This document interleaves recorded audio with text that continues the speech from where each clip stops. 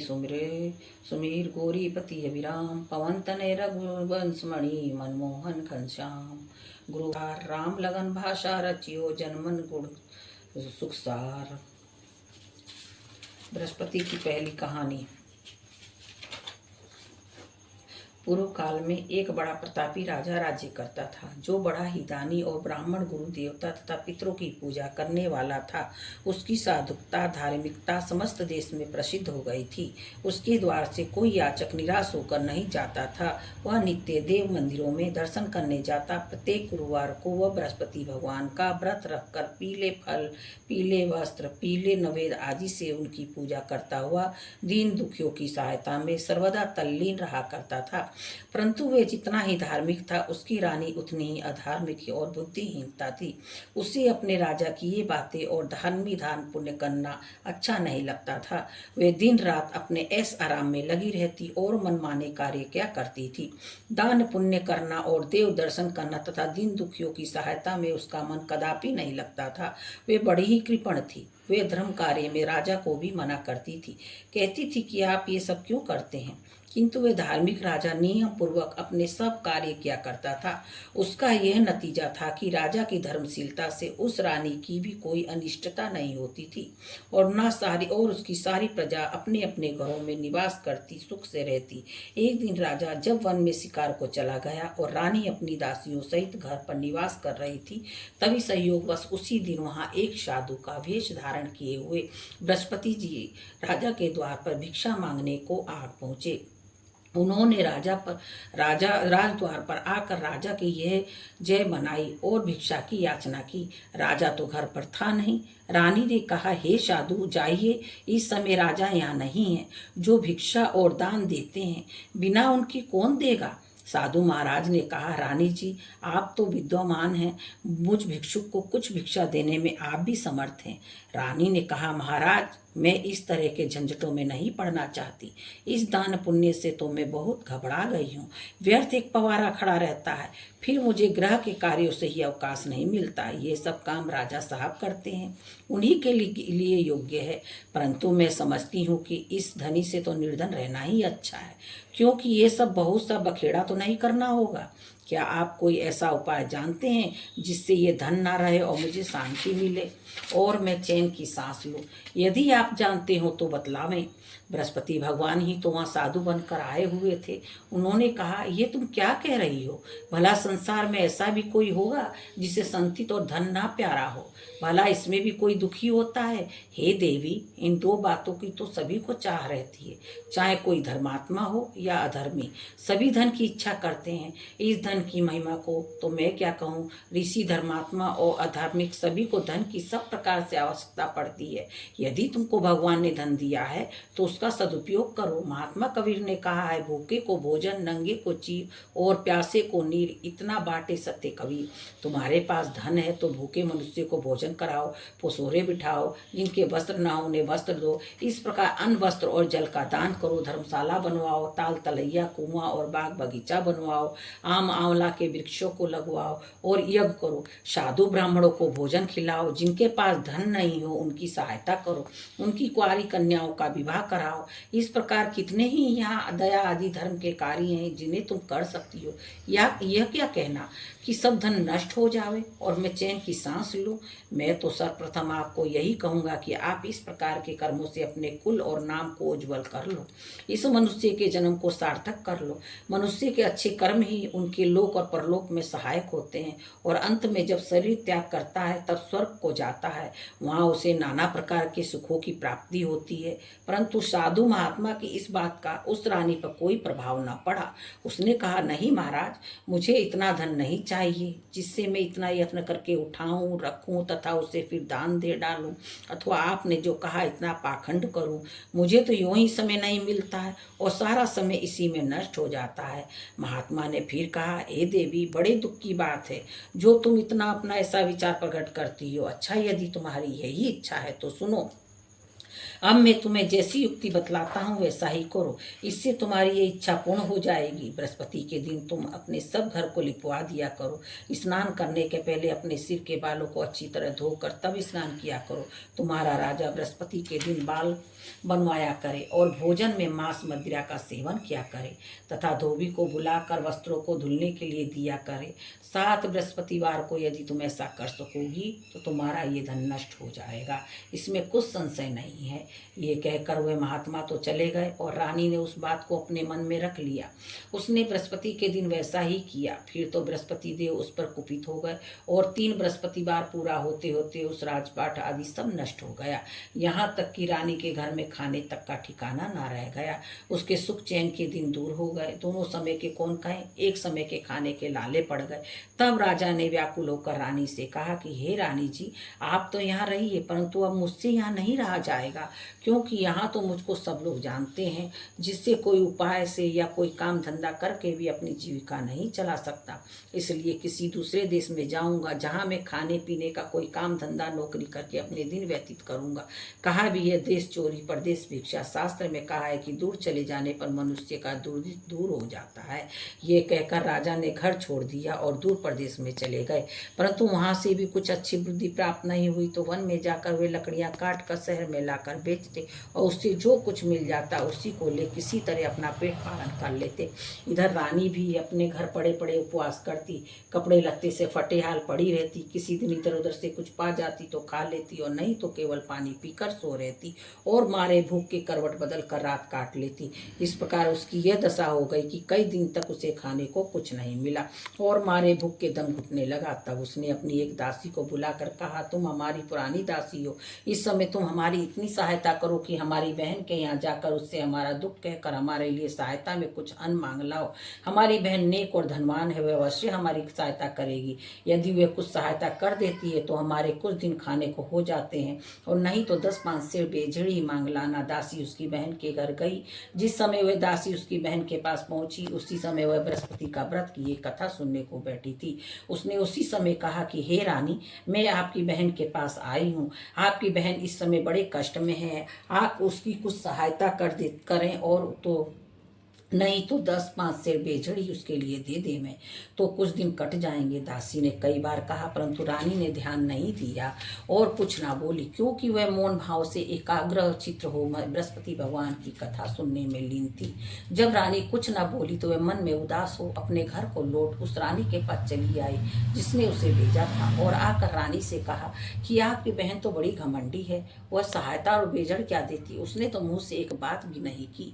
उसे सुन रानी ने कहा, ये उसका दोष नहीं है, ये सब अपने बुरे दिन की बात है। जब बुरे दिन आते हैं तो तृण भी पहाड़ बन जाता है, मित्र भी शत्रु हो जाता है तथा कोई भी उस दुखी का साथ नहीं देता। इधर तो ये बात हुई, उधर हुए जब रानी बृहस्पति की कथा सुनकर उठी तो उसे ख्याल हुआ कि मेरी बहन की दासी आई थी और व्रत की कथा सुनने में मैंने उससे कुछ बात भी नहीं की। इस बात को विचार कर वह किंचित शांत रही और जानकर भाव भक्ति से पूर्ण सप्रेम विष्णु का पूजन किया। उसने भगवान की पूजा की, विसर्जन कर वे सीधे अपनी बहन के घर गई और कहा कि ये बहन, तुम्हारी दासी मेरे पास गई थी, परंतु मैं बृहस्पति का व्रत किए बैठी थी और मौन भाव से कथा सुन रही थी। उस कथा में जब तक कथा पूरी ना हो जाए बोला नहीं जाता और ना वहां से उठा ही जाता है। इस कारण वह लौट आई और कहा, बहन, उसे आपने मेरे पास किस लिए भेजा था? रानी बोली, बहन, मेरे पास अन्न नहीं था। तुम तो जानती हो कि इधर हमारे घर की दशा बहुत शोचनीय हो गई है, इसलिए मैंने दासी को तुम्हारे पास 5 सेर बेजड़ लेने को भेजा था, परंतु वे खाली हाथ लौट आई। मैंने सोचा कि तुम किसी काम में फंसी होगी जिससे दासी को यूं ही लौटा दिया होगा। रानी बोली, नहीं बहन, उसने तो मुझसे कुछ नहीं कहा, परंतु यह क्या बात है, मैं तो समझती हूँ कि तुम्हारे घर में ही बेजड़ मौजूद है। तुम अपने घर में फिर से देखो। अपनी बहन के ऐसा कहने पर रानी ने जब घर में जाकर देखा तो बेजड़ से भरा हुआ एक घड़ा मिल गया। अब तो वे रानी और बांदी बहुत ही खुश हुई। बांदी ने कहा, हे रानी, यूँ तो भोजन के अभाव में हम लोग नित्य ही व्रत करते हैं, इसलिए मेरी समझ में यह आता है कि यदि हम उनसे ये व्रत विधि और कथा पूछ लें और किया भी करें तो कोई हानि नहीं है। रानी ने कहा, कोई हानि नहीं है। रानी ने कहा, कोई हानि नहीं, आवश्यक पूछ लिया जाए, जाए। रानी ने अपनी बहन के समीप बैठकर पूछा कि बहन, बृहस्पति के व्रत का क्या विधान और वह व्रत कैसे किया जाता है। उस धार्मिक रानी ने कहा, बहन, बृहस्पति भगवान की कथा में कोई विशेष झंझट नहीं करनी पड़ती। केवल चने की दाल और मुनक्का से विष्णु केले की जड़ में पूजन करना चाहिए तथा वहाँ दीप दान भी करे, अर्थात दीपक जलावे। उस दिन पीला भोजन करे और कहानी सुने। ऐसा करने से गुरु बृहस्पति प्रसन्न होते हैं। उनकी प्रसन्नता से धन और पुत्र की प्राप्ति होती है तथा मनुष्य की सब मनोकामनाएं पूर्ण हो जाती है। ये सुनकर उस रानी और दासी दोनों ने निश्चय किया कि बृहस्पति का व्रत अवश्य करेंगे। जब 7 दिन के बाद बृहस्पति का दिन आया तो उन दोनों ने व्रत किया तथा चना और गुड़ कहाँ मिले इसके लिए उन्होंने गुड़साल में प्रवेश किया। वहां से जाकर चना और गुड़ बीन कर ले आई। उस चने की दाल को बीन कर गुड़ सहित आकर केले की जड़ में विष्णु भगवान की पूजा की। इस प्रकार उन्होंने व्रत किया, परंतु पीला भोजन कहाँ से प्राप्त हो। बेचारी रानी और दासी दोनों ही बड़ी दुखी हुई, परंतु व्रत के प्रभाव से भगवान विष्णु बृहस्पति तो बड़े ही प्रसन्न थे, इसलिए थाली में पीला भोजन लिए भगवान स्वयं उपस्थित हुए और दासी को देकर बोले, यह तुम्हें और तुम्हारी रानी दोनों के लिए है, अब इसी को भोजन करना। दासी प्रसन्न हुए भोजन रानी के पास ले गई। जब सब बातें कहकर भोजन दिया, बांधी और रानी दोनों ने बड़ी प्रसन्नता से भोजन किया। फिर तो वे हर बृहस्पतिवार को व्रत रखती और देव गुरु बृहस्पति के लिए भगवान विष्णु की पूजा करती। इस पूजा से वह रानी हो गई। उसके घर में ज्यों की त्यों सारी संपदा भर गई और दासी भी बड़ी धनवान हो गई। परंतु ब्रह्मा की लेख और क्रम की रेखा को मिटाना बड़ा कठिन होता है। रानी बड़ी आलसी हो गई। तब दासी ने कहा, देखो रानी, तुम पहले भी इसी प्रकार आलस करती थी, जिससे सब कुछ नष्ट हो गया। बहुत परिश्रम के बाद तुम्हारे ये सुदिन लौटे हैं, अब फिर वही आलस्य ना करो। दिन जनों को दान देकर सब पुण्य क्रम करो। भूखों को भोजन और प्यासों को पानी दो। वो सोरे बिठाओ। ब्राह्मणों को दान मान सम्मान और भोजन दो। रानी ने फिर खूब सुकर्म किया। उसका यश फैल गया। वह अपने पति राजा के लिए चिंता में पड़ी कि राजा कैसे होंगे। उसने गुरु बृहस्पति से राजा से मिलने की प्रार्थना की। भगवान ने रात्रि में राजा को स्वप्न दिया। राजा प्रातः काल होते ही अपने देश को चला। मार्ग में उसको बृहस्पति से भेंट हो गई। उन्होंने राजा से अपना व्रत करने को कहा। व्रत में चने की दाल और मुनक्का, गुड़, केले के वृक्ष में भगवान विष्णु की पूजा करने को कहा। राजा ने कहा, मैं तो लकड़हारे का काम करता हूँ, इतना पैसा कहाँ पाऊंगा जो ये सब विधि विधान से करूंगा। साधु के वेश में आए बृहस्पति ने कहा, अगले बृहस्पतिवार को व्रत करके तुम देखो तो सही, तुमको रोज से दुगुना धन मिलेगा। दूसरी कहानी। पूर्व काल में एक बड़ा ही गरीब ब्राह्मण था। उसको कोई संतान नहीं थी, कारण कि उसकी स्त्री बड़ी मलिन स्वभाव की थी। प्रातः सोकर उठते ही वह सब प्रथम भोजन करती, फिर दूसरे कार्य क्या करती। ये देखकर वह ब्राह्मण बड़ा दुखी रहता। कुछ समय बाद उसकी स्त्री को एक कन्या उत्पन्न हुई। वह कन्या एक कन्या रत्न थी। वह कन्या ज्यों ज्यों बड़ी हुई उसका स्वभाव निखरता गया। नित्य प्रातः उठते ही नित्य क्रम स्नान आदि करती और भगवान विष्णु की पूजा के साथ प्रति बृहस्पतिवार को गुरु बृहस्पतिवार का व्रत भी क्या करती थी। जब वे विद्यालय में पढ़ने जाती तो अपने हाथ में एक मुट्ठी जौ भर कर ले जाती और मार्ग में डाल देती। उसके सब जौ सोने के हो जाते और जब वे पढ़कर लौटती तो उन्हें बीन कर अपने घर ले आती। एक दिन वह बालिका जौ को सूप में रख कर फटकने लगी। तब उसके पिता ने कहा, बेटी, सोने के जौ को फटकने के लिए सोने का सूप भी होना चाहिए। उसके दूसरे दिन बृहस्पतिवार का दिन पड़ता था। उसने नित्य की भांति गुरु बृहस्पति का व्रत किया और एक मुट्ठी जौ ले जाकर मार्ग में छींट दिया। कहा कि हे गुरु, यदि मैंने सच्चे मन से आपका व्रत करती हूँ और उसके प्रताप से आप एक सोने का सूप भी दीजिए। जब वे कन्या पाठशाला से लौटकर जौ बटोरने लगी तो गुरु बृहस्पति की कृपा से उस दिन उसे सोने का सूप भी मिल गया। दूसरे दिन जब वे कन्या सोने के सूप में सोने के जौ को फटक रही थी तो उस शहर का राजकुमार उधर से आ निकला। वह उस कन्या को देख और उसके रूपशील एवं गुरु को देखकर उस पर मोहित हो गया और अपने घर में आकर बीमारी का बहाना करके लेट गया। जब ये समाचार उसके पिता को मिला तब रानी ने आकर उससे उसकी बीमारी का कारण पूछा तो राजकुमार ने बताया कि मुझे कोई रोग या कष्ट नहीं है, मैं केवल यही चाहता हूँ कि जो राजकन्या सोने के जौ को सोने के सूप में फटक रही थी उससे मेरा विवाह हो जाए। राजा ने राजकुमार को समझा बुझाकर शांत किया और कहा कि मैं पता लगाकर उस कन्या से तुम्हारा विवाह करा दूंगा। राजकुमार ने कन्या के घर का पता बताया। राजा का मंत्री उस ब्राह्मण के पास गया और सब समाचार कहा। ब्राह्मण ने सविधि अपनी कन्या राजकुमार को दे दी। कन्या के जाते ही ब्राह्मण पूर्वतः दरिद्र हो गया। अन्न वस्त्र से दुखी उसका एक एक दिन मुश्किल से व्यतीत होने लगा। एक दिन वह दुखी पिता अपनी कन्या से भेंट करने को गया। कन्या पिता की दीनता को देखकर बोली कि पिताजी, आप मेरी माताजी को यहाँ लिवा लाइए, मैं उनको ये युक्ति बतलवा दूंगी जिससे आप आपकी गरीबी सर्वदा के लिए दूर हो जाएगी। ब्राह्मण घर गया और अपनी पत्नी को कन्या के घर लिवा लाया। कन्या ने अपनी माता को समझाते हुए कहा कि माता जी, आप नित्य प्रातः उठकर नित्य क्रिया से निवृत्त होकर स्नान आदि करके भगवान विष्णु की पूजा किया करें, तो आपके घर की सारी दरिद्रता दूर हो जाएगी। परंतु उसने ध्यान नहीं दिया और पहले की भांति उठकर बच्चों का जूठन खा लेती थी। और यह सब सुनकर जो पुत्री थी उसको बड़ा दुख हुआ, तो उसने आकर जाकर अपनी माँ को काल कोठरी में बंद कर दिया और प्रातः निकाल कर स्नान पूजा पाठ आदि कराया। उससे उस ब्राह्मणों की बुद्धि ठीक हो गई, ब्राह्मणी की बुद्धि ठीक हो गई और वह बृहस्पतिवार को व्रत करने लगी। बृहस्पति भगवान के व्रत से वह ब्राह्मण धनवान और सुखी हो गया तथा मरने पे पति पत्नी स्वर्ग के सुख को प्राप्त हुए। उधर वह राजा जो लकड़हारे का कार्य क्या करता था, उसे अपनी जीविका चलाना था और साधु महात्मा के कथन से जब बृहस्पतिवार का व्रत किया तो उसके लकड़ी के व्यापार में दुगुना चौगुना लाभ होने लगा। परंतु किसी एक दो बृहस्पतिवार को व्रत उसने नहीं किया तो गुरु बृहस्पति जी की नाराजगी से उसे बड़ा कष्ट हुआ। उस दिन उस नगर के राजा ने यज्ञ किया। उसमें यह घोषणा करा दी कि कोई मनुष्य अपने घर भोजन न करे और न अग्नि जलावे, सभी मेरे घर आकर भोजन करे। जो इस आज्ञा का पालन नहीं करेगा उसे फांसी पर लटका दिया जाएगा। राजा आज्ञा से सभी भोजन करने तो गए, यही एक लकड़हारा कुछ देर से पहुंचा, इसलिए राजा अपने घर लिवा ले गया। जब भोजन कर रहे थे तो रानी की दृष्टि खूंटी पर पड़ी जिस पर नौलखा हार लटका हुआ था। वह ना दिखा। रानी ने सोचा कि इसी मनुष्य ने हार चुरा लिया है। फिर उसी समय उसको जेल खाने में डाल दिया गया। जब राजा जेल खाने में गया तो विचार करने लगा, यह तो ना जाने मेरे किस जन्म का दुष्कर्म है जिससे मुझे ये दुख प्राप्त हुआ है। उसी समय बृहस्पति साधु के भेष में उसके समक्ष आए और कहा कि तुमने बृहस्पति का व्रत नहीं किया, इसी के तुमको ये दुख प्राप्त हुआ है। खैर, अब कल ही बृहस्पतिवार है, इसी जेल खाने के फाटक पर तुमको पड़ा हुआ 4 पैसा मिलेगा, तुम उसी से बृहस्पति भगवान की पूजा कर लेना, उसी से तुम व्रत कर लेना। और उधर राजा को स्वप्न दिया कि हे राजा, तुमने जिस व्यक्ति को जेल खाने में भेजा है वह सर्वदा निर्दोष है, वह राजा है, उसको छोड़ दो। रानी का हार खूंटी पर है, यदि नहीं छोड़ोगे तो तुम्हारा राज्य नष्ट हो जाएगा। राजा ने स्वप्न देखकर सवेरे उठकर देखा तो हार खूंटी पर दिखाई दिया। उसे देखकर राजा ने प्रसन्न होकर लकड़हारे को बुलाकर क्षमा मांगी तथा उससे राजा के योग्य सुंदर वस्त्रभूषण देकर विदा किया। राजा अपने नगर को चला तथा उसे राजा के योग्य सुंदर वस्त्रभूषण देकर विदा किया। राजा अपने नगर को चला। जब वहां पहुंचा तो क्या देखता है कि अब तो वहां सब कुछ छाया हुआ है। चलते चलते हुए घर पर आए। यहाँ रानी ने राजा के स्वागत के लिए पहले से ही बांदी को द्वार पर भेज दिया था। बांदी अपने बड़े स्वागत से राजा को महल में लिवा ले गई। राजा ने कुद्र हो रानी से पूछा, ये धन वैभव तुमको किस प्रकार मिला?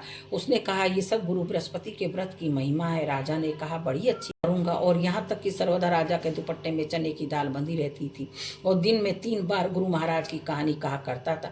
एक दिन वह राजा घोड़े पर सवार होकर अपनी बहन के घर उसे देखने चला। मार्ग में उसने देखा कि एक मुर्दे को लेकर कुछ लोग शमशान को जा रहे हैं। राजा ने कहा, अरे भाइयों, जरा ठहर जाओ और बृहस्पति भगवान की कथा सुन लो। उसे सुनकर सभी लोगों को आश्चर्य हुआ, परंतु राजा ने कहा सुनकर सबको रोक लिया। रानी कहानी आरंभ की। जब कहानी आदि पहुंची तो मुर्दा हिलने लगा और कहानी ज्यों ही समाप्त हुई कि वह राम राम कहकर खड़ा हो गया। राजा वहां से आगे बढ़ा तो एक किसान जो हल जोत रहा था, राजा ने उस कहानी सुनानी चाही। उसने कहा, वाह, मैं अपना हल चलाऊं कि तुम्हारी कहानी सुनूं। राजा ज्यों ही आगे बढ़ा कि उसके हल के बैलों में से एक बैल पछाड़ खाकर गिर पड़ा। उसके पेट में भयंकर दर्द होने लगा। उसी समय उसकी माँ उसके जलपान के लिए जो रोटी और पानी लेकर आई थी उसके पेट में दर्द होता पाया तो उसने पूछा, बेटे ने सब कह सुनकर सुनाया। बुढ़िया ने कहा, दौड़कर घुड़सवार को राजा के बुलाया और कहा कि मैं आपकी कहानी सुनूंगी, और आप सुनाइए। राजा बुढ़िया के खेत पर कहानी सुनाने का लौट आया और ज्यों ही कहानी कहने लगा कि उस किसान का बैल खड़ा हुआ तथा किसान के पेट का दर्द भी बंद हो गया। राजा अपनी बहन के घर आया। बहन ने उसका बड़ा स्वागत किया। समाचार के आदान प्रदान तथा परस्पर वार्तालाप करते हुए सुख से सोकर उसने रात्रि व्यतीत की। दूसरे दिन सवेरा होने पर राजा उठा तथा अन्य सभी लोग उठकर अपने अपने काम में लग गए। जब राजा जो गुरु बृहस्पति का बड़ा ही भक्त था, उसने अपनी बहन से कहा कि हे बहन, बृहस्पति की कथा किसी ऐसे मनुष्य को सुनाना चाहता हूँ जिसने भोजन ना किया हो। बहन ने कहा, भैया यहाँ बहुत तड़के ही सब लोग भोजन कर लेते हैं, फिर भी मैं तलाश करती हूँ। उसने देखा कि पड़ोस में जो कुम्हार रहता है उसका बेटा बहुत बीमार था, जिसने 3 दिन से उसके घर वालों ने मारे दुख के भोजन नहीं किया था। रानी ने कुम्हार से कहा कि तुम मेरे भाई से गुरु बृहस्पति की कहानी सुन लो, क्योंकि तुम लोगों ने अभी तक भोजन जलपान कुछ भी नहीं किया है। कुम्हार ने कहा, बहुत ठीक। राजा ने कहानी सुनाने को आया। राजा ने उसके घर पर आकर बृहस्पति की कहानी सुनाई। उसके प्रताप से उसके लड़के की सारी बीमारी दूर हो गई और उसे आराम हो गया। लोग राजा से प्रार्थना करने लगे। दूसरे दिन जब राजा अपने घर को चलना चाहा तो उसने बहन से भी चलने को कहा।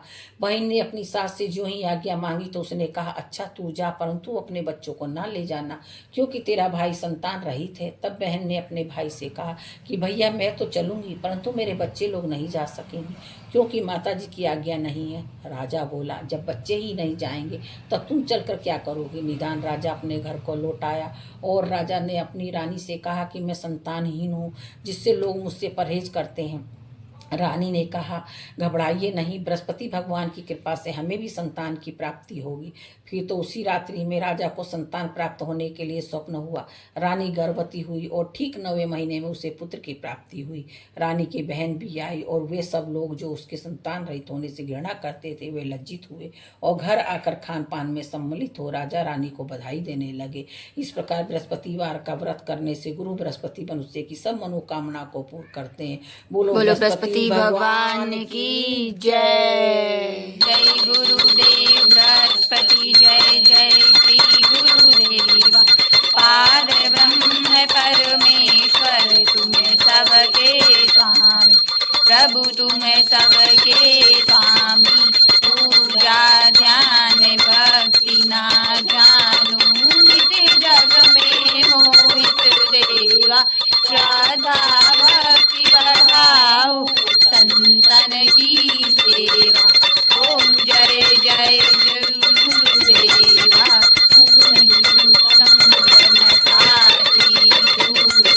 सब देवों के गुरुदेवा, एक दया नित करे आरती। सकल सुरों के नाथ स्वामी, सकल सुरों के नाथ करी।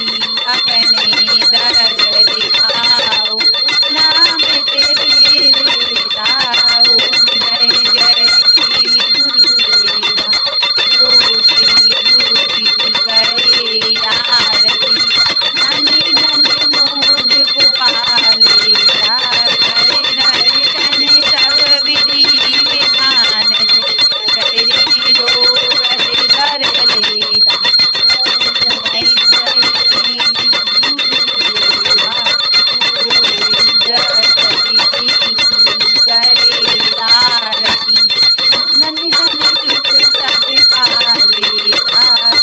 जय जय श्री गुरुदेव बृहस्पति, जय जय श्री गुरुदेवा। कर्पूरगौरं करुणावतारं, संसारसारं भुजगेन्द्रहारं, सदा वसन्तं हृदयारविन्दे। भवान् भवानी सहितं नमामि।